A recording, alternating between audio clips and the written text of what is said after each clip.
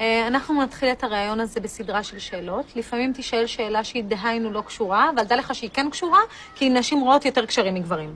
שנתחיל? נראה לי שכן. שלום, עמי. שלום, מירי. אתה טוען שאתה אוהב אותי ושאתה רוצה להתחתן איתי, האם נכון? אני עוד לא יצאתי מנישואיי הקודמים, אז אני לא בטוח שמיד, אבל עם הזמן... יש לי עד שבועות, זה הכי עם הזמן שיש. לא רוצה שלום. רגע, מיר, בוא נדבר על זה. יש על מה לדבר, אני גמיש. יאללה, שאלה הבאה.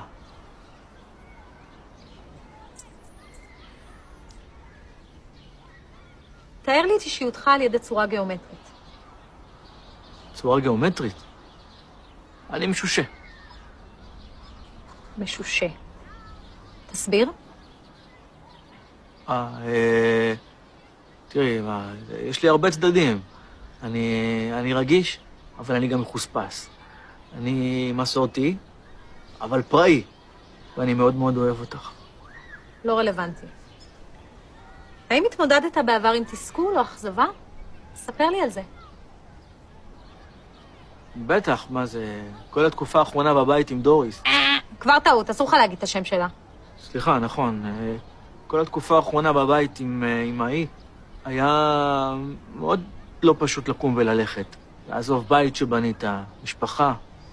אבל כל מה שעמד לנגד עיניי כל הזמן היה את. מילים יפות ללא כיסוי. כי אם אני מבינה נכון, בעצם עזבת כי חשבת שמירי תקבל אותך, לא משנה מה. כי לפי מיטב זיכרונה של מירי, פעם אחרונה שהיא ראתה אותך הייתה במלון לאונרדו, שם השארת אותה עם חשבון של 5 לילות בסוויטה המלכותית. כן, אבל זה היה מזמן. זה היה עמי אחר. טוב, עמי אחר. שאלה הבאה. איך אתה עם ההורים שלך? קשר טוב. אמא שלי מדברת איתי כל יום, 3 או 4 פעמים ביום. תלותי. נקסט. איזה בעל חיים אתה? דביבון. מה זה בעל חיים, מיר? דביבון.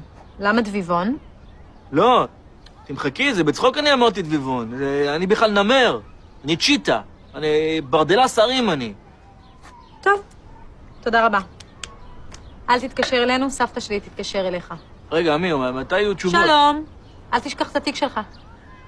אבל את לא מבינה שאני הבנתי שאני אוהב אותך. ואני הבנתי שאתה דביבון הרי משושה, שתלותי באמו, ושלא מצליח להתנתק מדוריס אשתו הכמעט לשעבר. סבתא, מה את אומרת? תיאור מדויק מאוד, תודה ושלום. אפשר לפחות איזה נשיקה לפני שאני הולך? בטח.